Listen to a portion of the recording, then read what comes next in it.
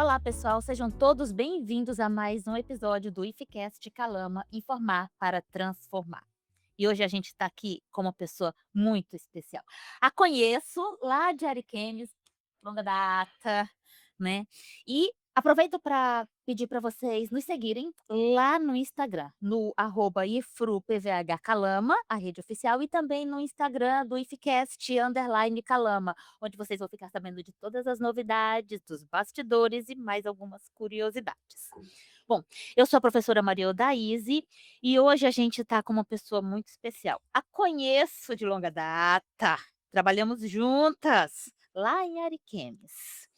Ela é pesquisadora, anota aí, escritora, bibliotecária, doutora, que está fazendo um pós-doutorado já, e ela é uma das vozes mais potentes da memória afro-antiliana na Amazônia.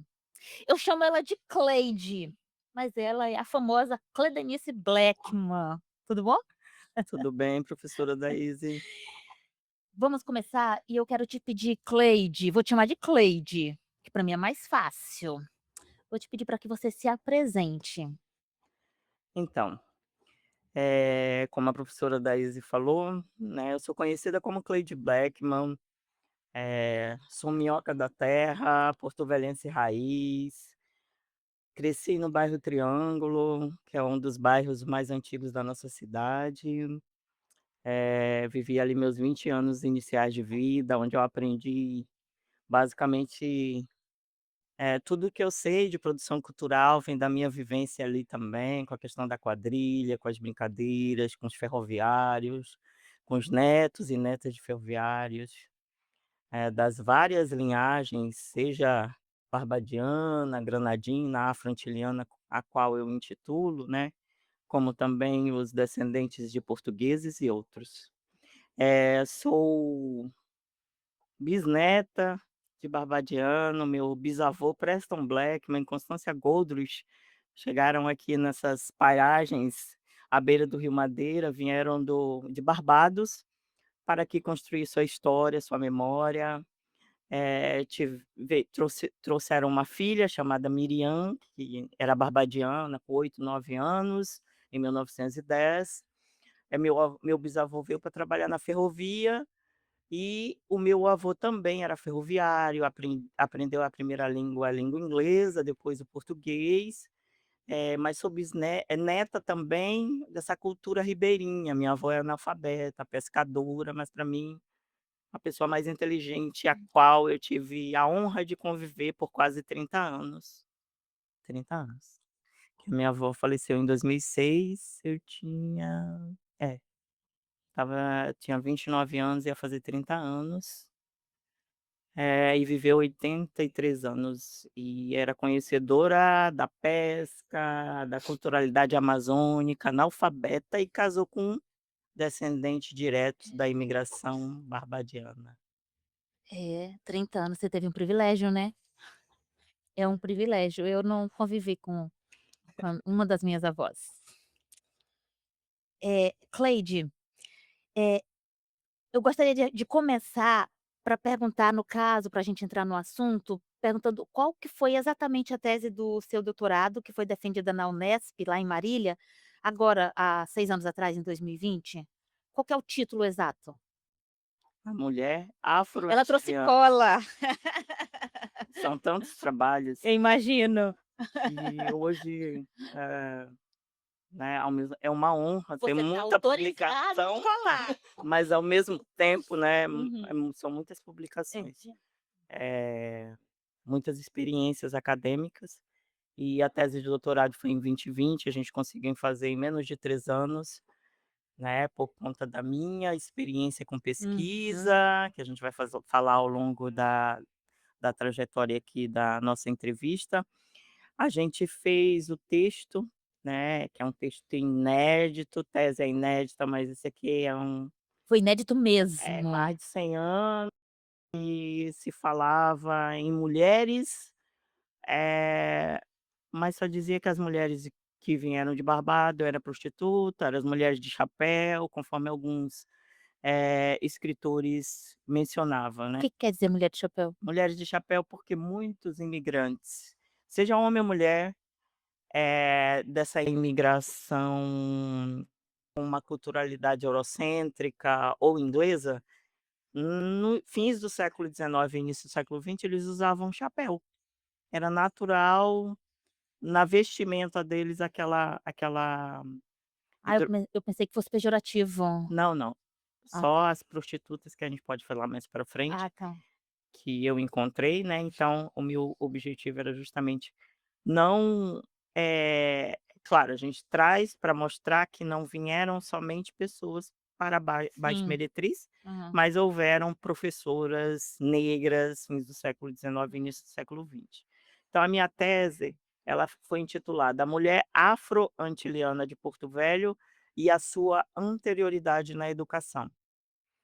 E ela trata sobre a gente faz uma cartografia dessa mulher negra que veio geralmente na historiografia antes de Blackman, elas são conhecidas que vieram para acompanhar os seus maridos, que eram os geralmente os ferroviários, Aham. né, tipo da família Johnson, da família Shaw, Collins Bem Blackman. conhecidos também, né, muito conhecidos aqui em Porto Velho.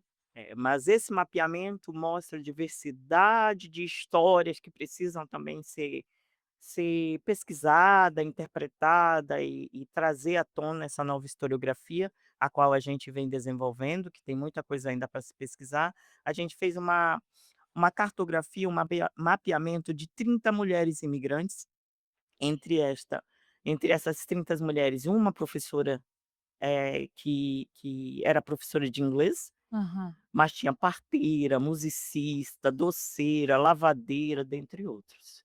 E no geral, as mulheres que eu trabalhei, elas não vieram para acompanhar os homens, como a historiografia nos coloca, né, mas vieram também, né, para fugir da questão das dificuldades econômicas que passavam nas ilhas, que são ilhas pequenas, que ficam no Caribe inglês, Uhum. que colonizado pela Inglaterra, né, Granada, Trinidad e Tobago, Jamaica, Barbados, vieram para constituir sua vida aqui e conseguir emprego e sobreviver em meio ao capitalismo selvagem. Um século já, né? Um pouco mais de século, é bastante tempo. E além de você ser bibliotecária e documentalista aqui no IFRO, você já passou por outras salas, assim, sala de aula, instituições? Já. Conta pra gente então, que cargos do magistério você exerceu nessa época?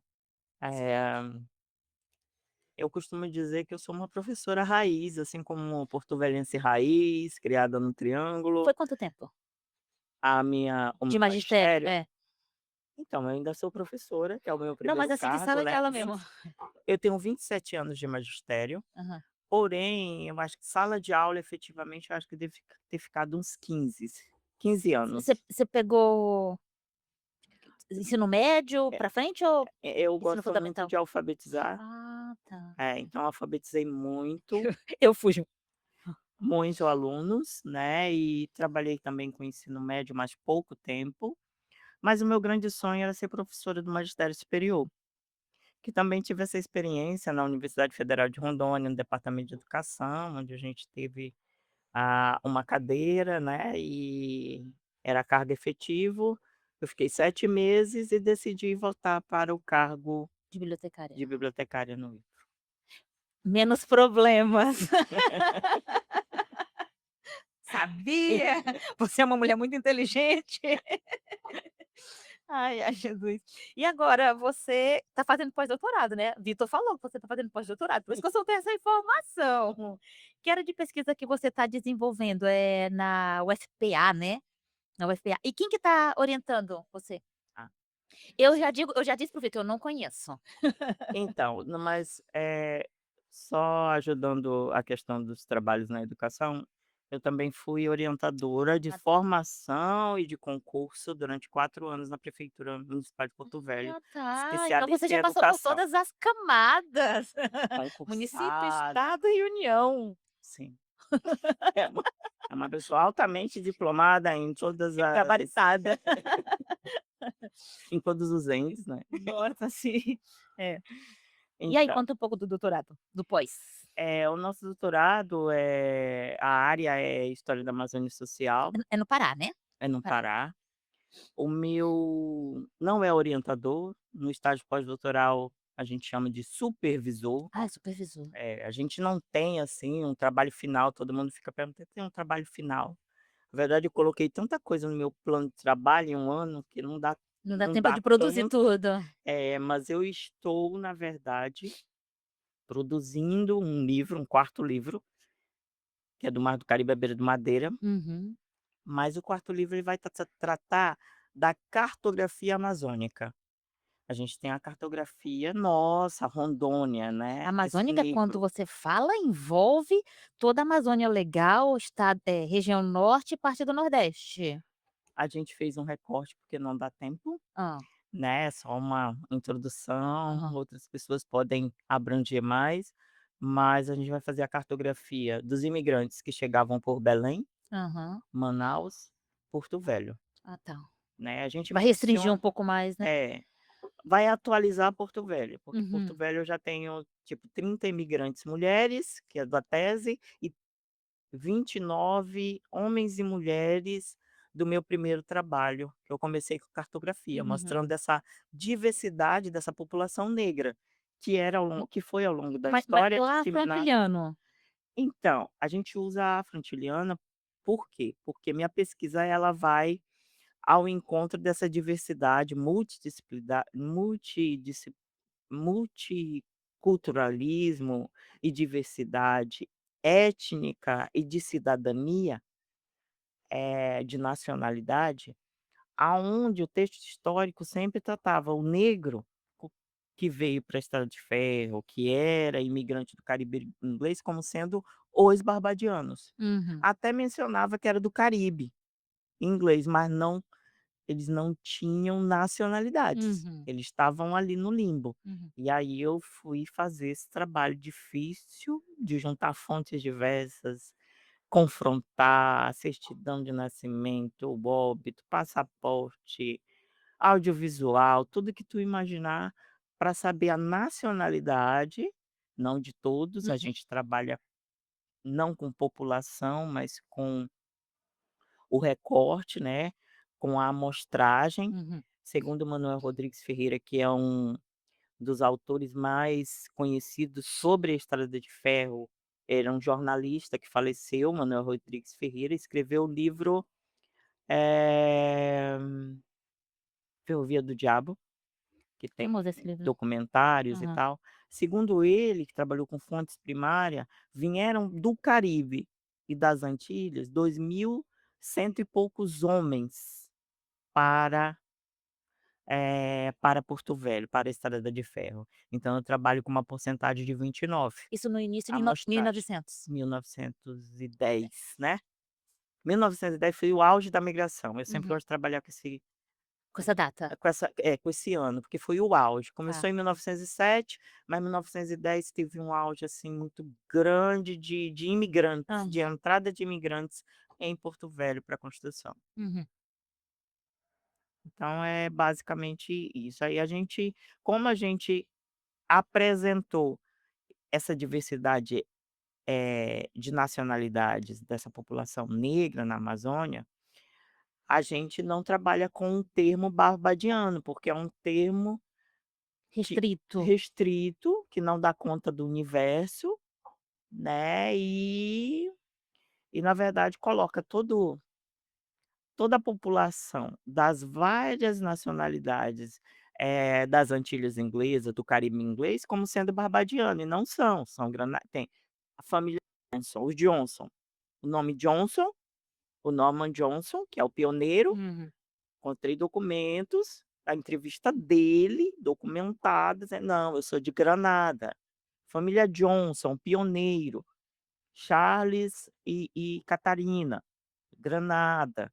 Né, e todo mundo falava: "Ah, todos são barbadianos". Barbadianas. A nossa família Blackman veio de Barbados. Então, na verdade, eu também queria me conhecer nesse universo, afinal, né, quem é esse povo a qual eu descendo, né? E aí eu fui construindo essa nova forma de pensar.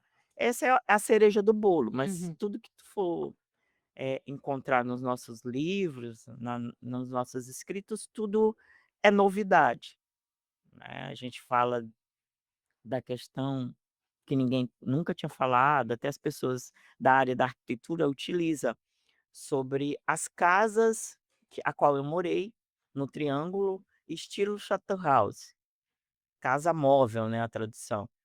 Lá em Barbados tinha muito essa tecnologia que muitos ferroviários de Barbados, Granada, Trindade trouxeram, que é a casa se movimentar pelo trilho, que era a mesma uhum, coisa que acontecia as os acampamentos para a construção da estrada.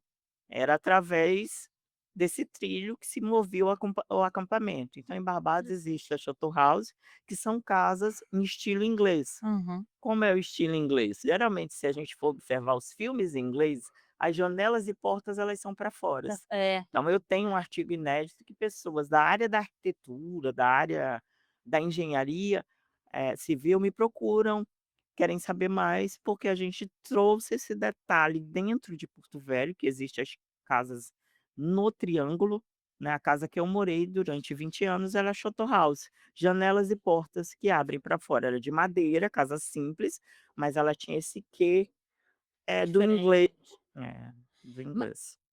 eu já passei algumas vezes pelo Nordeste, eles também eu não sei se a janela abre para fora, mas eles também já têm ali, não tem nem calçada, é rua, casa, a casa já pega praticamente a beirada da rua ali, não tem muro, não tem nada, mas é outra situação. Acredito que sim, que também eu visualizei quando eu fui no Nordeste, as áreas quilombolas, que é o que você está mais ou É menos verdade, é, entendeu? É a influência é, quilombola dentro é. do Nordeste, que lembra muito Mu essa nossa foi confluência que também que são foi negros, né. você falando, eu lembrei, eu É, falei: "Mas no Nordeste então também é do mesmo jeito?" né, Mas é a eu acho que população abre pra quilombola, é a resistência ali, no meio de tudo a gente consegue perceber. Eu vi dentro. umas escolas, alguns vilarejos, né, Aham. quilombolas, quando eu fui, João Pessoa, Maceió. É bem interessante, é. E o seu currículo a gente já sabe, não precisa nem mencionar nada, só pelo que já falou aqui é riquíssimo, ao tanto de livro, né. E se você tivesse que resumir suas áreas de atuação para quem está te conhecendo agora, quais seriam as principais? Então, Cleide Blackman é uma entusiasta da educação, então minha primeira área é a docência. Apaixonada, eu comecei com 21 anos na Jovem. docência. Hum. Meu primeiro concurso na prefeitura eu já passei, me encantei, e então é docência, depois eu amo ser pesquisadora, historiadora, escritora, produtora cultural. Eu acho que por último bibliotecária, que eu aprendi a amar também, porque senão a gente não consegue fazer bem, né. Ah. É, só ir documentando lá os livros que escreve, né, tá ótimo. E você lançou 2 livros que se complementam, mas eles não são iguais, são esses 2, né? São Eu esses lembro do aqui. lançamento desse primeiro. É esse aí. Qual a diferença entre a primeira obra, que é esse aqui do Mar do Caribe, pra onde que mostra? Pra esse, né? Tá. Do Mar do Caribe à beira do Madeira, que foi em 2019, e a segunda, que é esse outro, né? A Diáspora Antilhana para o Brasil. O nome difícil, Antilhana para o Brasil, que foi agora em 2022. O que que mudou de um para o outro? Eu costumo dizer, né, quem gosta de Harry Potter, é uma tentativa, é uma, né, lógico que não, mas é uma sequência de estudos, né. Esse primeiro livro, lançado em 2019, são estudos que começou em 2005 com a monografia lá na universidade, Uhum. inédita, aonde saiu o texto intitulado Os Barbadianos, já era em itálico, porque o meu já sabe, não são barbadianos, afinal quem são esses negros e negras e crianças que vieram das Antilhas, do Caribe inglês para Porto Velho, para Rondônia, quem são essas pessoas? Eu ainda não sabia, nova na pesquisa, então era itálico, Os Barbadianos é itálico e as contradições da historiografia regional, mas também é a junção de 2 mestrados.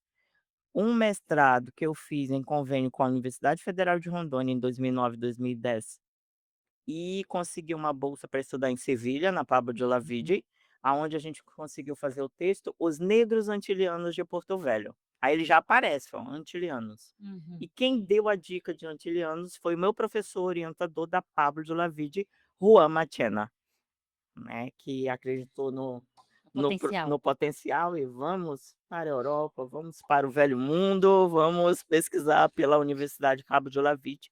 Eu fui em 2014, não consegui concluir o doutorado, mas fui, conheci Sevilha, conheci Portugal, Nova Lisboa, que é uma universidade, uma experiência muito, muito importante na minha trajetória.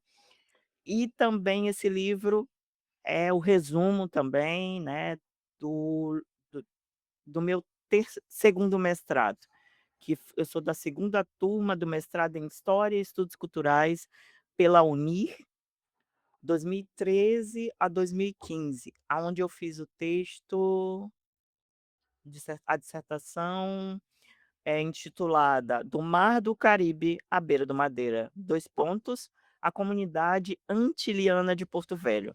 Aí aqui a gente já começa a apresentar esse negro diverso, essa negra, essa criança que veio do Caribe inglês e que não era só barbadiana. A gente comprova que 50% dessa população, que ao longo de mais de 100 anos, elas foram conhecidas no texto histórico, na memória das pessoas como sendo barbadiana, 50% era de Barbados e os outros 50% era das demais ilhas, Granada, Trinidad e Tobago, Jamaica, Guiana Inglesa, que não fica no Caribe inglês, que fica aqui perto da gente, já por Manaus, Venezuela, por aí. Uhum.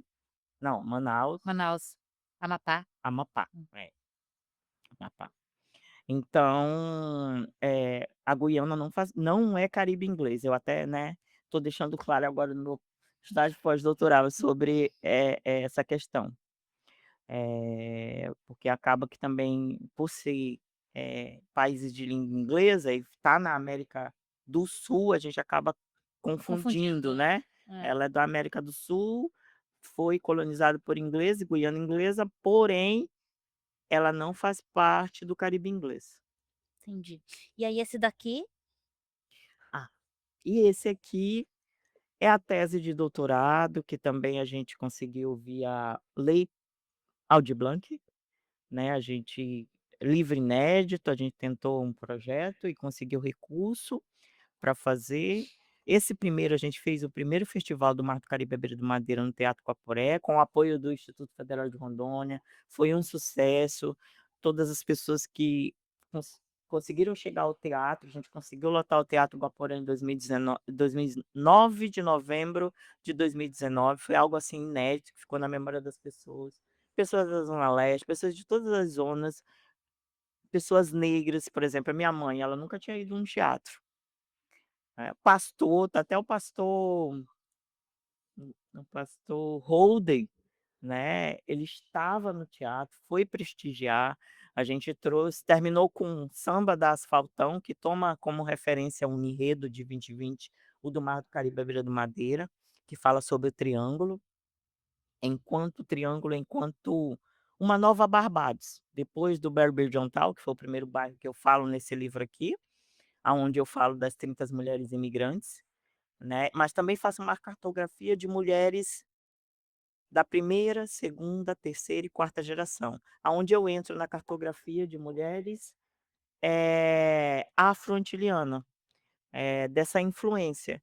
A nossa educação, né, apesar de ter poucos escritos, a nossa educação e na verdade o nosso território porto-velhense, ele começa negro, o que deu sustentabilidade para o município de Porto Velho. Ele ele ter nascido em mil 1914 foi a comunidade a qual eu descendo no Berberdontal, que ficaram em Porto Velho, não conseguiram voltar para as ilhas.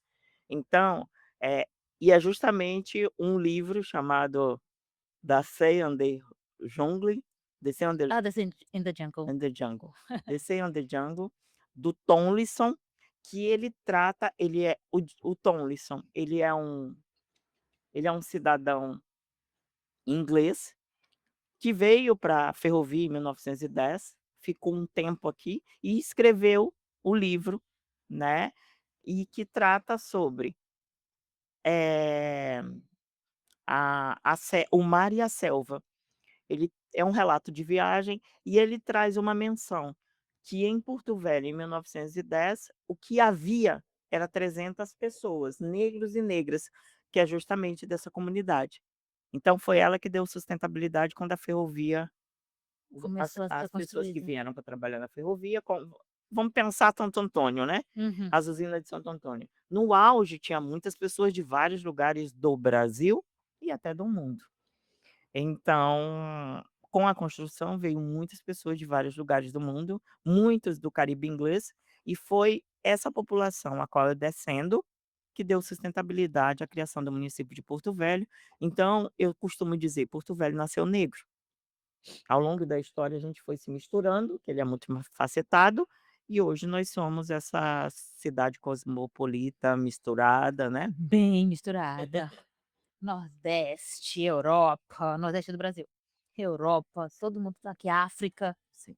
Então essa é a tese de doutorado, é o resultado da tese, Uhum. né. Ficou do Mar do Caribe à beira do Madeira 2, a diáspora afro-antiliana para o Brasil, e agora, estágio pós-doutoral do Mar do Caribe à beira do Madeira 3, 3. a diáspora possivelmente pode mudar, a diáspora, né, não, a cartografia amazônica, acho que dos afro-antilianos. Aí é só seu também, criação, filho próprio? Não, é meu e do meu orientador, né. Ah, Do meu tá. orientador não, desculpa, Supervisor. do meu supervisor, porque no estágio pós-doutoral não é orientador, é supervisor de pesquisa. Então a gente está fazendo o trabalho, juntos, né. Eu tenho esse ano para terminar esse livro, que é a minha prestação de contas para o IFRO, para o FPA, para a sociedade por esse afastamento, e essa possibilidade de ter ido a Belém, Uhum. conseguir muitos documentos, primários, né,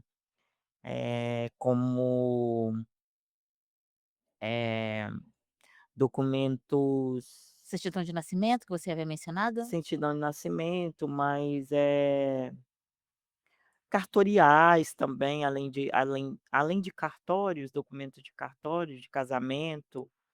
Mas teve uma vastidão de documentos primários que eu consegui, passaportes também, de pessoas primárias, jamaicano, que eu era louca para trazer um jamaicano para minha pesquisa, porque a gente fala que houveram jamaicano, e até que agora eu encontrei um documento de um jamaicano que veio para a Estrada de Ferro Madeira Mamoré, e eu vou atualizar o nosso mapeamento porto-velhense com um jamaicano, Nossa. né, isso é importante, porque Aham. eu não conseguia, né. E agora eu fui em junho e fui em setembro pesquisar no Centro de Memória da Amazônia, na Igreja Anglicana de 1912, por onde a minha bisavó passou, uma tia-avó também passou, foram batizadas lá. Então eu fui fazer o caminho inverso, na quarta geração, dessa população, onde eu me senti como se estivesse realmente fazendo uma viagem de De retorno. volta. Foi assim, uma Uma coisa viagem no muito tempo. mística para mim esse doutorado, né, porque o nome da minha bisavó e da minha tia-avó está nos registros da igreja anglicana. Anglicana. Interessante. É, é muito bacana isso. Você mencionou uma lei, eu só não lembro do nome da lei, mas eu tenho um número aqui que ela foi atualizada, a lei 10.639, e depois ela foi atualizada para 11.645, né. É é a mesma lei da qual você falou o nome? Que é um pilar do seu trabalho, no caso, né? Sim, E como que é essa lei te orienta na produção literária? totalmente, porque essa lei É a é mesma que você mencionou o nome, né? não, Lei essa lei que eu mencionei foi lei Aldir Blanc, ah, tá. são leis de incentivos Ah, culturais tá. que Uhum. prestigiam, né, você faz parte, concorre a edital com projetos, Aham. e você consegue recurso para livro, recurso para festival, recurso para atividades culturais como um Ah, todo, tá, é para diferente. filme, Aham. né. Então essa lei aqui é diferente, é a nossa LDB, Lei de Diretrizes e Bases, que houve algumas alterações em 2003 e em 2008. 2008, né. Qual é a diferença de uma lei para outra, né. A 2003 era a questão da inserção no currículo do estudo, das questões das Áfricas e de sua descendência afro-brasileira dentro do currículo para os alunos. é nas instituições, eh, do ensino básico até ensino médio, Uhum, que, os alunos, crianças, jovens, eles precisam aprender sobre as histórias das Áfricas. Então, o currículo tem que prestigiar obras feito essas. uhum, Mas, quando ela foi criada, nós tínhamos poucos escritores, né, o que hoje já temos bastante, eh eh eh, escritores que falam e escrevem sobre as Áfricas, e isso tem que chegar para os alunos, porque a nossa história, o nosso mundo, né, você que teve experiência no Japão, né, na Ásia, o nosso mundo ele é pensado a partir do olhar eurocêntrico. A nossa história é a partir da Europa. Então, hoje o currículo também tem que ser afrocentrado. Então, é por isso que as minhas obras é a espinha dorsal, essa lei, porque ela vem trazer essa nova história a partir uhum. do olhar de quem De viveu. quem viveu, é. Eu não vivi, mas os meus ancestrais viveram. Tá na sua pele. Não, tá em você, Cleide, não tem como mudar não.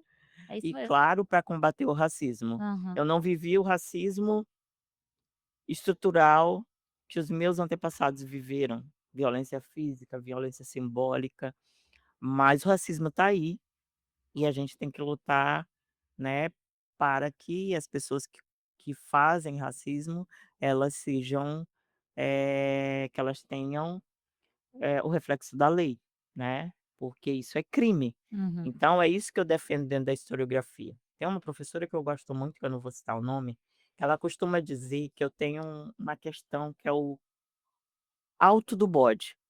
Eu tenho um texto, tá aqui num dos livros, que eu faço uma análise entre o termo que eu encontrei nos livros, né, o meu primeiro trabalho é o que os pesquisadores chamam de estado da arte. O que que é estado da arte? Você pesquisar tudo sobre o que aquele tema, alguém pesquisou sobre o que as pessoas disseram, o que que os escritores disseram. Como ele é um tema lacunar, eu consegui fazer a monografia, Uhum. né. Então, eu mesmo consegui fazer meu estado da arte, eu só vou atualizando, claro, vai surgindo outras pesquisas, eu vou lá colocando quando eu acho que vai acrescentar. Uhum. Mas no geral é muita repetição. É Uhum. por isso que a história, né, é a partir da Europa, então ela fica só repetindo. Sei. É. A gente acha que está tudo pronto, porque os paradigmas dizem que está tudo pronto, né. É, aí a gente não consegue ampliar um pouco, não É, consegue você que é explicar. da química é mais fácil, mas eu que sou da humanas, é tudo pronto.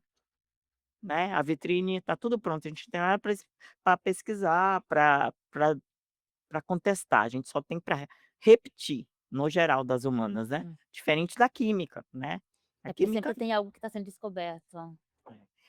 e aí, a minha monografia é esse estado da arte, né, eu pesquisei tudo, escrevi e disse: "Ó, tá aí a Então se contestação mexer das". tem mais, né, Aí quanto mais mexe, mais e mexe. aí no futuro eu fiz um artigo sobre a nomenclatura Barbeijantal e Alto do Bode, porque me incomodava. Dentro dessas histórias, desses autores mais Renomados? renomados e antigos, do século XIX e XX, o que tem? Muito preconceito e o racismo. Uhum. Então a gente tem que ter cuidado. Alto do Bode é um termo altamente pejorativo, e eu trago aqui Eu nunca tinha comprovações. ouvido falar. Alto do É o Bode. bairro aonde a comunidade a qual eu descendo se alocou, ali nas imediações da Estrada de Ferro, do Uhum. TRF, na feira de domingo, ali era um alto. E lá eles fizeram bairro Beijontal, lá tinha escola, lá tinha as casas, casas simples, mas tinha as casas que abriam janelas e portas Pra rua.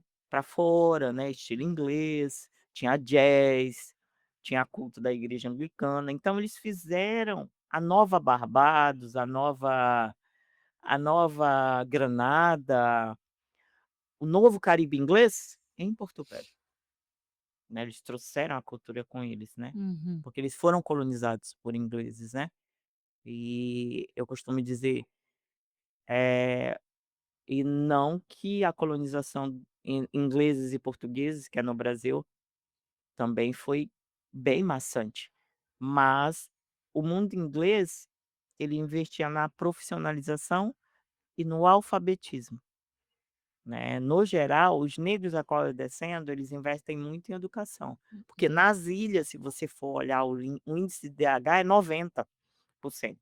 uhum. Todos, Alto, é no bom. geral, sabem ler, escrever e Escrever. têm uma profissão. Aí a lei, no caso, a lei 11.645, no caso, ela Ela insere os livros como livros necessários na escola. também, mas é a questão também da população tradicional, dos grupos indígenas. Ah, tá. Além da questão afro, Uhum.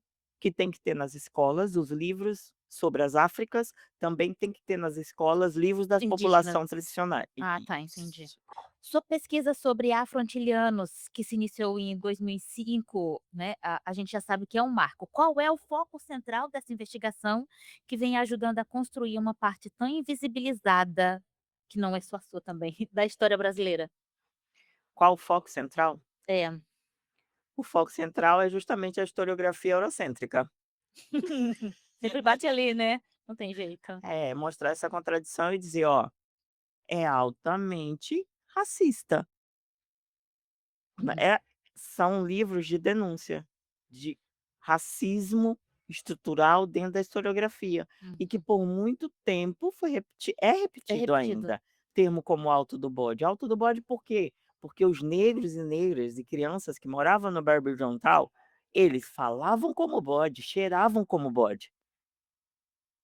Que é falar como um bode? Falava como bode porque eles não falavam inglês. Aham. Eles bodejavam, eles não falavam, porque eles eram pretos. Ah, E eles também falavam um dialeto, o Beijan. aham, entendi. E aí Preto aí não fala, né, preto bodeja.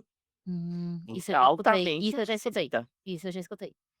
Então, a gente combate o racismo dentro da historiografia. Eu não sei da onde eu tirei tanta coragem, né, é a força dos ancestrais, porque, eu contestei autores renomados, né. Eu começo essa tese aqui, a tese de doutorado, contestando a história regional, mas eu vou falar da história internacional, que é o autor da biografia de Farquhar, o Gauden. Ele fez a biografia de Farquhar e lá ele fala sobre a estrada de ferro, Uhum. né.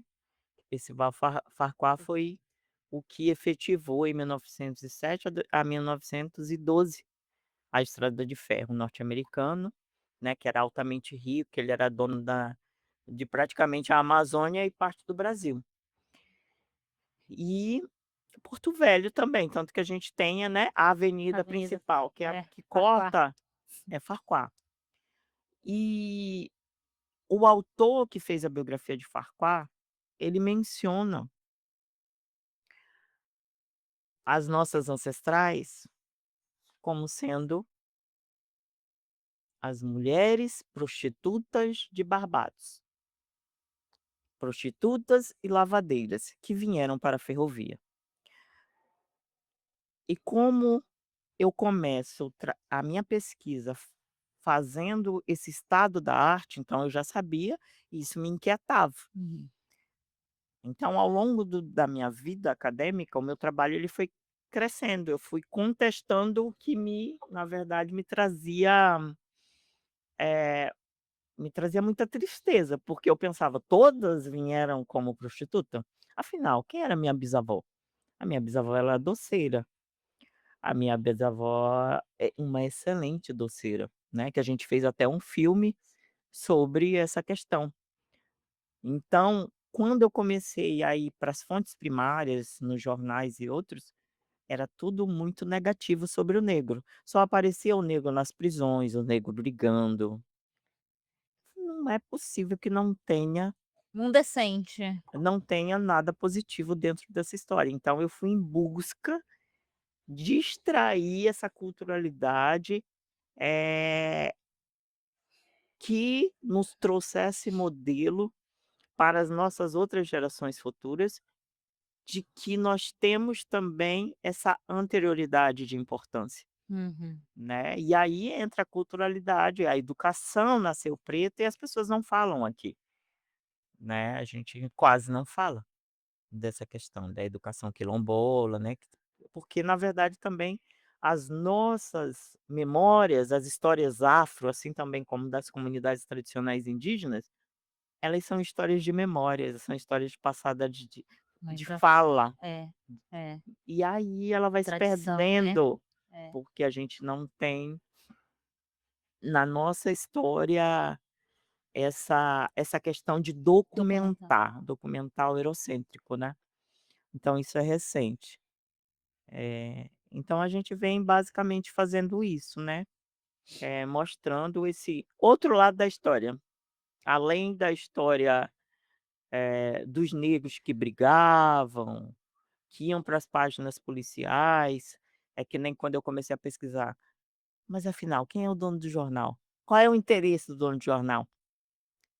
Né, então tem todas essas questões que hoje como pesquisadora renomada, com uma trajetória longa, hoje a Uhum. gente consegue, falar, questionar e mostrar essa Existia uma segunda verdade, digamos assim, né, uma outra visão, não era só aquilo que o povo falava. não, é uma É que riqueza desconstruir também tudo isso é bem delicado, né, e leva tempo, leva tempo, leva tempo. é trabalhoso. Mas a gente chega lá.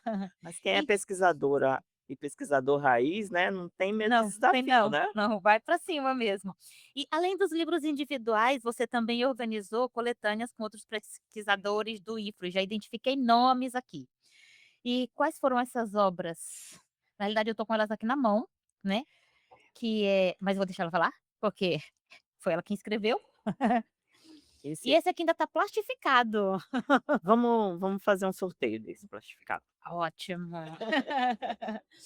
Então, esse foi o primeiro grande desafio. A gente tem muito medo de escrever, a gente não vem de uma história de escrita, né. Uhum, A gente veio sempre de uma história que está lá na margem, né, então, até onde será que eu consigo realmente escrever? E aí uhum. veio uma pessoa, Eu acho que todo mundo tem essa dúvida. será que eu consigo realmente, apesar de eu gostar muito de escrever e pesquisar, né. Aí veio uma pessoa muito importante na minha trajetória, que foi o pró-reitor do IFRO na época, o professor Moisés Rosa, hoje reitor. Uhum, A gente trabalhava junto, eu era assessora de biblioteca na pró-reitoria, ele veio de Colorado para assumir a pró-reitoria de ensino. "Cleide, vamos fazer um livro e tal, e não sei o quê". Eu falei: "Gente, professor, a prática docente na Amazônia Ocidental". Então esse é um livro que eu e o professor Moisés José Rosa Souza, o reitor do IFRO, me incentivou e foi o primeiro pontapé inicial. Depois 2018. 2018. Depois desse, pronto, desencantei, parou o medo. Escrever. Eu assino um artigo, acho que o professor assina 2 e tem outros escritores e autores, do IFRO, de Ji-Paraná, do estado, tudo sobre educação. É um livro bem, a gente fez o lançamento no Zona Norte, foi bem bonito, 2018. Esse, gente, eu vou ter que colar aqui para 2019, né, Mas esse os é outros foram 3 em 2 é, anos, né? esses 2 aqui foi 2019. Eles são dos alunos do primeiro doutorado, o DINTER, né, Uhum, entre Marília, o doutorado interinstitucional, o acordo entre, Unesp Marília e o IFRO, a aham, qual eu faço parte da aham. turma, o professor Moisés também é dessa turma, e aí são, temas sobre EJA, cada um escreveu, né, a gente se juntou em trio, em dupla, individual. Tem um artigo também, eu acho que de um africano, eu acho que de Moçambique, que Uhum. estudava na época na Unesp, e são 3 organizadores. Eu, professor Moisés José Rosa, que é o reitor do IFRO hoje, e o José Carlos Miguel, que é um professor, Eu já ouvi esse nome, é o professor da Unesp Marília e já que ouvi esse está na segunda turma, né. uhum. O DINTER, Unesp Marília e IFRO Convênio, e ele é especialista na área de EJA. Uhum. É um livro bem potente mesmo, assim, tem relatos de relatos de experiência, de docência com alunos de educação de jovens e adultos, tem experiências no IFRO e dentre outros. Ficou um livro muito bonito. E a gente teve o apoio do IFRO, da Unesp, da CAPES, em 2019. 2019 também eu organizei junto com servidores do IFRO, que é o Gilberto Paulino e a Rosa Martins. Na época ela era técnica, hoje ela é professora do campus Zona Norte, os 2 são muito queridos, e a gente, organizou o dossiê Rondônia, o rio que nos une. Eu assino um artigo, acho que Rosa também ou mais, com outros orientandos, e o Gilberto também deve assinar um, e a gente organizou de vários, tem autores do estado, da Uni, do IFRO. E ficou um livro também Olha dessa muito capa. bacana e a gente vai deixar para o sorteio. Tá ok. Meu. Ah, eu vou fugir um pouco aqui do script, mas, esse aqui, né, infantil, bora falar dele? Vamos. Olha, em inglês. É um livro infantil que é seu também. Ah, então, Hã. esse primeiro livro, ele não é bilíngue, eu estou até fazendo uma segunda versão para ele ser bilíngue, para ele Uhum. ser também ter a tradução em inglês, porque Barbados compra muito. Estados Ótimo. Unidos, Inglaterra, já vendi Aham. esses livros. E as pessoas perguntam: "Tem a tradução?". Esse é o único que não tem. Esse Esse já já tem. tem traduzido, tradução em inglês, é a versão em inglês. E todos os outros, depois dessa experiência, eu entendi que você tem que ser bilíngue, porque há um mercado, assim, potencial, É, né, até porque o pessoal de Barbados, das ilhas caribenhas, eles têm interesse em saber onde está o meu povo, sim, né. sim, sim, sim. Ano passado eu vendi para um cidadão inglês, Aham. que ele gosta de estudar sobre a as Antilhas Uhum. inglesas, né, o Caribe inglês. Então, a gente conversou e tal, aí fez o depósito em libras esterlina, né, lá. É, e tal, mas só comprou os que tinham traduzido.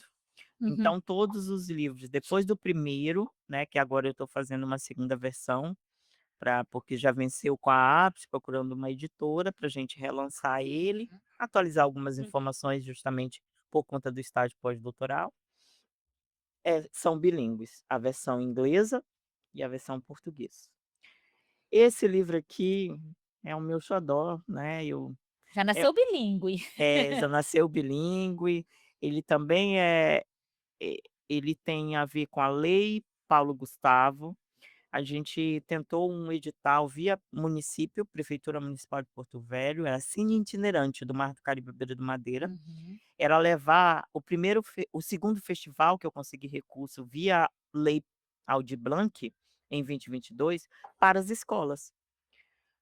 A gente levava para as escolas, mas eu também coloquei a possibilidade da gente fazer o primeiro livro infantil, que era um sonho que eu tinha há mais de 5 anos, que eu só consegui fazer quando eu fui para a universidade.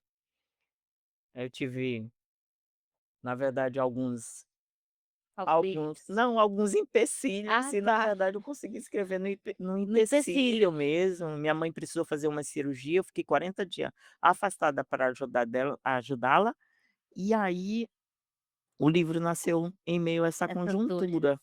É. E aí, quem é o ilustrador? É o Flávio Dutka, né. Ele é bonito. É. Ele é um livro lindo. E, e a tradutora é a professora Vani Sampaio da universidade, professora aposentada de letras, tem vários estágios pós-doutoral. E o livro é intitulado Do Mar do Caribe à Beira do Madeira, 2 pontos, a travessia de uma família de Barbados para o Brasil. É a tentativa de eu trazer para as escolas de ensino, básico, ensino infantil, mas essa literatura infantil, ela também serve para os adultos, Uhum. trazer essa nova história. E aí foi que, na verdade, eu tenho uma gama, é como se eu tivesse um leque de muitas histórias novas, e como que eu vou passar Então eu resolvi, pela primeira vez na minha vida, falar da minha família. A travessia de uma família de Barbados retrata a travessia das inúmeras famílias que vieram de Granada, Trindade e Tobago, porque os vapores na época partiam de Barbados. Uhum. No geral, todos tinham que passar por Barbados para Barbados. chegar no Brasil, por Belém, Manaus, Porto Velho, ou vinha da Guiana Inglesa, né, que é um Uhum. outro trajeto que geralmente entra pelo Amazonas, por Manaus, Porto Velho. E aí, ele foi a base para o filme animado, As Aventuras de Kekê. Kekê. Já pode falar dele. Então, As Aventuras de Kekê é uma criança criada à beira do madeira, negra, criada pela uma avó analfabeta, pescadora, ou seja, a Kekê é a Cleide Blackman. Kekê sou eu lá no Triângulo, é o apelido que todo mundo me conhece. Em casa eu não sou Cledenice Blackman, eu não sou muito menos Cleide Blackman. Em casa eu sou a Kekê. Kekê. Então são As Aventuras de Kekê. Esse filme, todo mundo que assiste, ele no geral eles ficam muito emocionados, porque ele vai mexer com as tuas memórias de avó, quem foi criado por avô, vai lembrar dos avós, das mães, da família. E eu sou de um tempo, né, que a gente assistia Caverna do Dragão. Oh. Então ela tem um pouquinho daquela filosofia da Caverna do Dragão. Eu trago o baú, tudo surge através do baú, que é a minha Caverna do Dragão, é a minha entrada Uhum. no tempo para eu viajar para Barbados através das Acho que fotografias. vai sair um filme deles. Olha eu com a notícia importante. Porque, eu também, na minha casa, meu avô, ele tinha um cuidado muito grande. Quando ele faleceu, eu tinha 8 anos de idade, 9 anos de idade, em 2000, não, em 1986. Ele faleceu em março e, antes dele falecer, eu ajudava, dava o remédio, cuidava dele, e ele tentava me ensinar o Benjan. Minha filha, você quer aprender inglês? Aí começava, Happy birthday. To you. Começou por... Não aprendi muito, né? Mas eu sou ouvinte, eu consigo traduzir, ler, né? Uhum. Eu acho que se eu viajar eu destravo por ter convivido. Porque vai ter que conviver. É a vivência. E aí na nossa casa tinha um baú onde ele guardava as cartas, os documentos. Tesouro. Então a história, as aventuras de Kekê, ela tem muito das minhas memórias. E no geral, se você for pesquisar as famílias da década de 80, elas falam de baú. Uhum. Geralmente tinha um baú. E geralmente os imigrantes, a descendência, eles tinham baú na sua casa. Não era uma coisa só minha. Depois eu fui perguntando, né? A minha avó tinha baú. Baú. E A minha avó tinha um lá baú. a sua Riquíssimo baú. riqueza era dentro do Dentro do baú. baú. Então as aventuras de Kekê, ela tem esse quê de filosofia, o quê do direito também, o quê da LDB, da Lei 10.639. Isso é do ser humano mesmo, né, porque a minha avó tudo bem, ela é de descendência negra também. Ela tinha baú grandão, cheio de coisa. Sim. Você ganhou um prêmio também, não foi? Foi pelo livro, não foi? Deixa eu ver aqui a minha informação, foi? Qual o prêmio que o livro ganhou? Esse Foi esse livro livro? ele foi a base, né, do filme animado, Aham. As Aventuras de Kekê, que é o primeiro episódio. Uhum. A ideia é a gente fazer as nossas micro-histórias através de curta Uhum. animada. A sociedade hoje ela é muito rápida. Filme, geralmente as salas de cinema não estão lotando muito, né? E geralmente para uma sala de aula, um filme de 9 minutos Tá é o ótimo. suficiente. Então eu entendi que a gente tem que fazer as nossas Curta. histórias. É o primeiro, As Aventuras de Kekê, mas a gente pretende, né, fazer as várias outras histórias, tomando como referência as minhas pesquisas, Uhum. de outros filmes curta animado. Agora sobre o prêmio. O prêmio Eredendê é o prêmio que a gente conseguiu conquistar, que não é meu, que quem me deu o prêmio foi a sociedade. Eu me inscrevi, eu estava afastada, aí vi o edital, li e eu falei: "Olha, acho que o livro do Mar do Caribe à beira do Madeira, a travessia de uma família de Barbados, entra nessa vertente". Aí li, me inscrevi, o não eu já tenho, muito sem muita, falei: "Na", Pretensão? pretensão de que poderia acontecer alguma coisa. Eu achava que no júri técnico era que a gente poderia. Não, o livro eu viajei em junho, abriu em junho a votação popular, foram 10 livros premiados, Uhum. um de votação popular e 9 de votação de júri técnico, uma comissão de professores, renomado, que trabalham a questão das africanidade, e eles iam avaliar e iam pontuar até o livro. Uhum.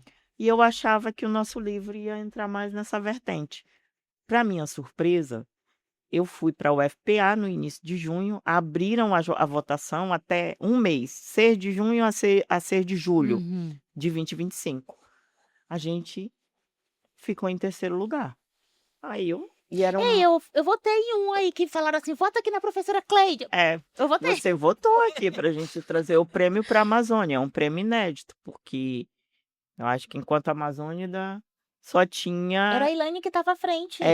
A Elaine nos ajudou muito, a Elaine, a Isa, Ela correu o instituto professor todo. Miguel, a gente fez campanha, a gente resolveu, vamos, ou não, a gente já tem, aí entrou a Uhum. biblioteconomia, vamos fazer uma campanha, Uhum. né, a gente foi para todos os campi, em Porto Velho, Uhum. foi para várias escolas estaduais, Uhum. municipais, geralmente as escolas por onde eu passei, por onde eu estudei, Carmela Dutra, ou o que eu tinha confrade, por ser da Academia Rondoniense de Letras. Uhum. Aí tinha escritores lá, me ajudavam e tal, e aí a gente conseguiu quase 5.000 votos. A gente estava concorrendo com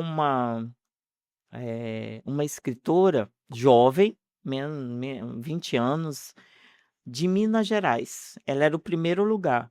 Mais ou menos mais de 1.000 votos de diferença e eu com 600 lá em terceiro e uma outra do sul, eu acho que era de Florianópolis, em segundo. Aí a gente entrou na campanha. A gente conseguiu virar Virar o jogo. e parecia, no dia que a gente virou aqui para segundo lugar, a gente estava no campus, ir para o Porto Velho Calama à noite, a gente estava entrando nas salas. Quando a gente virou para segundo lugar, parecia que a gente tinha ganho um campeonato Imagino. brasileiro por a gente Festa. estar ali no pódio, né? E Oh. a gente trouxe o prêmio para Porto Velho, para Amazônia, por onde eu passei, pessoas ajudando do sul, do sudeste, fora do país. Você tá fazendo um feito, né, Cleide? Você faz um feito. Sejamos honestos. Eu e toda a ancestralidade e todos os amigos que acreditam no trabalho de Mas Cleide você Blackman. começou, Cleide. Eu entendo a sua modéstia. Nossa, você tá de parabéns. Eu fico realmente muito feliz, né, que é até o outro tema aí que a gente vai colocar, que eu também essa informação eu não sabia, eu ouvi mencionar de que você faz parte agora da Academia Rondoniense de Letras. É convite, tem cadeira? Explica aí pra gente como é que funciona. Então, eu fui convidada pelo nosso saudoso Anizinho Goraieb. Anísio Goraieb. Conheço esse nome. Você O já nosso trabalhou com ele, né? confrade, ele faleceu na pandemia, Aham, aham. né? Em 2020 eu fui convidada por ele, me Uhum. sondava e tal. Então tem que ter convites de pessoas que já Já são participam. acadêmicos, que já são confrades e confreiras. Homens são confrades, né? São escritores da sociedade que são convidados.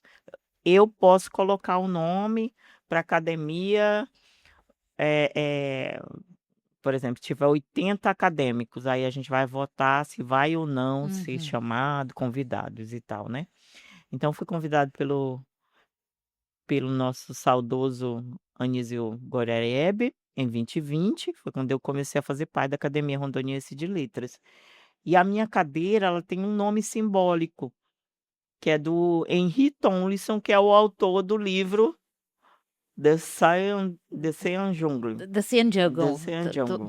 do Mar e da Selva lá. É, ele ele Foi é você que escolheu? não, Ah. e tem tudo a ver com a minha pesquisa. Eu pensei que você Ninguém tivesse escolhido, porque pra não, bater desse jeito. eles escolhem. E tem tudo a ver com a minha pesquisa, É. porque eu utilizo ele, essa fala de homens, mulheres e crianças, é em inglês, né, que ele fala, Aham. negros e negrões que moraram em Porto Velho em 1910. Nossa, que 300 coincidência boa, pessoas. não é? Muito boa. Seus livros, eles circularam muito, como contrapartida da lei Aldir Blanc. Ah, é Aldir Blanc. Além das bibliotecas do IFRO, quais outras instituições públicas de Rondônia você já chegou a entregar seus exemplares, suas obras?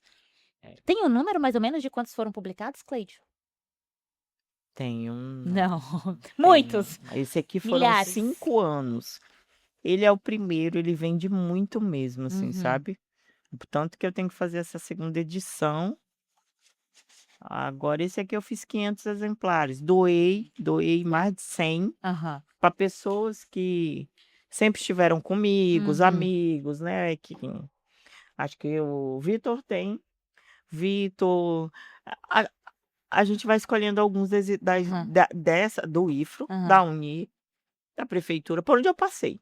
Pessoas que nos incentivaram de alguma forma, nos uhum. ajudaram, né? Estão conosco, então eles têm a prioridade. Além das bibliotecas, geralmente tem na Francisco Meireles, esse aqui tem na Pontes Pinto. Meu Deus, Pontes Pinto, faz tempo que Pontes eu nem escuto Pinto. falar da Pontes Pinto. Meireles eu passo quase todo É, dia. na Francisco Meireles tem todos os meus livros. Na Pontes Pinto só tem esse aqui por causa da Lei Aldir Blanc. Uhum. É, e nas bibliotecas do IFRO, que a gente pode encontrar. Nos sebos, com a autora, na Nair Gugel, no Peixinho Restaurante. São Peixinho parceiros. Restaurante? Ele vende É? lá, fica com os livros e tal, que ele é um dos nossos parceiros. Aí Parceiros. tem, para quem quiser adquirir, conhecer mais. É isso. E assim, eu às vezes mando, por exemplo, acho que eu já mandei para o Ministério, representante do Ministério da Igualdade. Ah, agora esqueci o nome do ministério.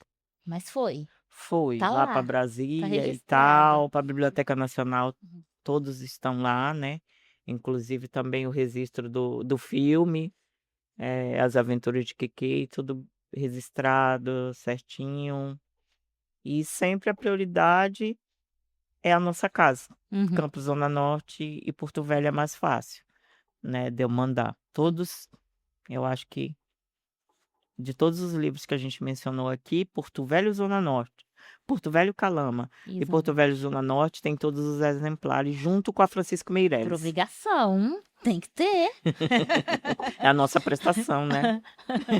Não, até porque tem que ter o prestígio também, né? Não pode deixar de lado. É verdade. Precisa, Cleide, precisa.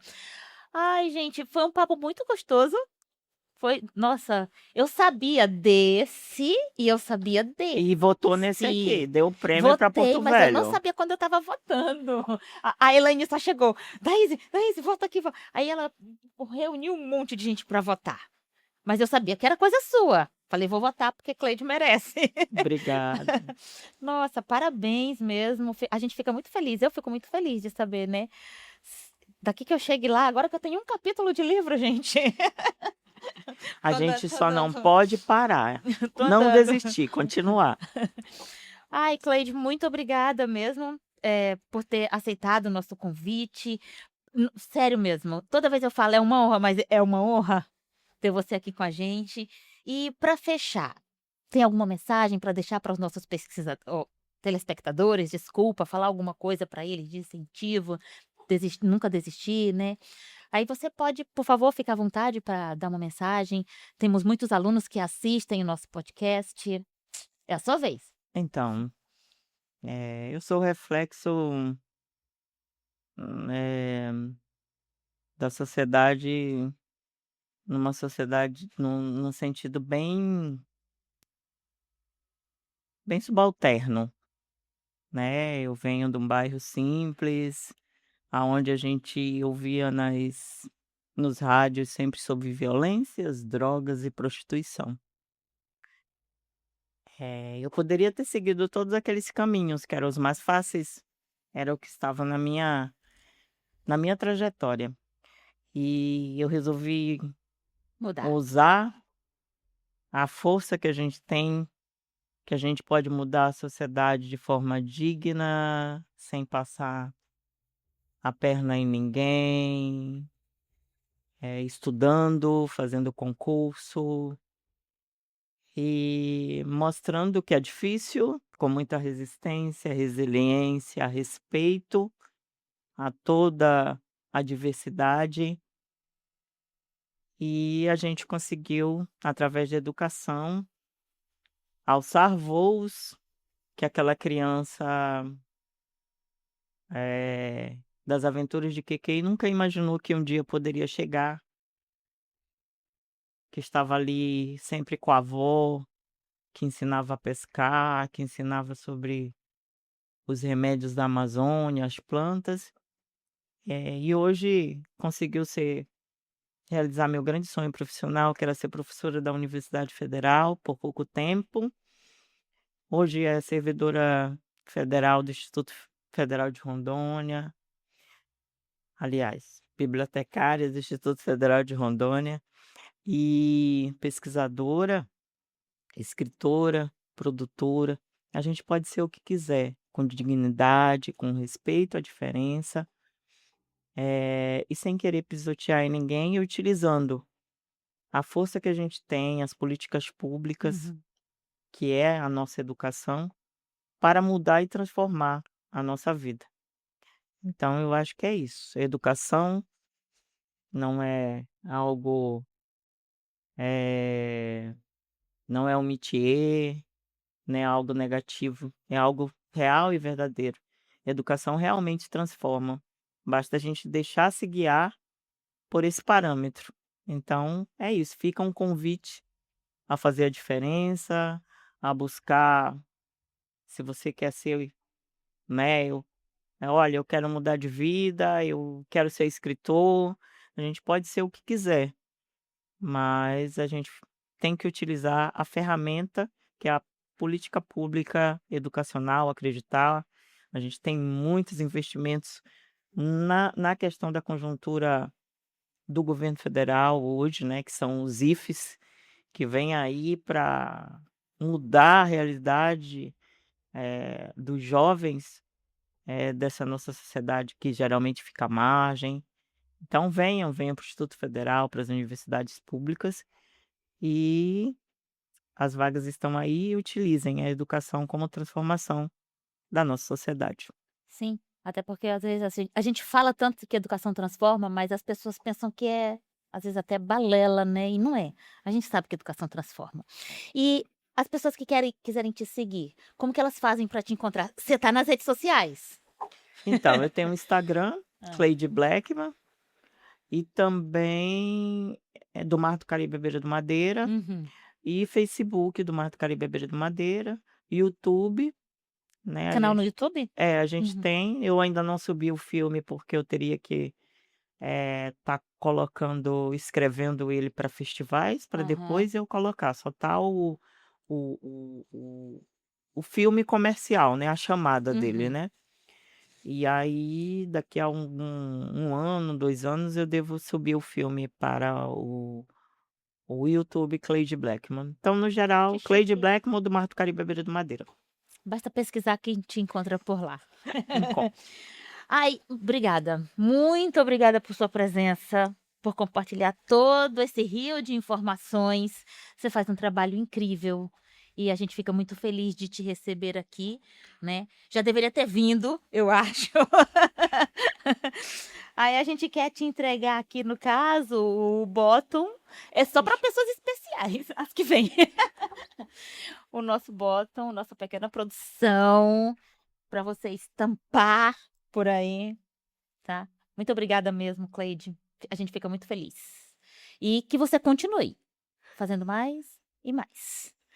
Eu que agradeço, parabenizar o projeto, a professora Odaíse, eh, ao coordenador de comunicação Vitor, aos alunos, né, que são aí que estão levando o projeto. O podcast é Uhum. muito importante, realmente. A gente precisa documentar e dar visibilidade as nossas potencialidades do Instituto Federal, né.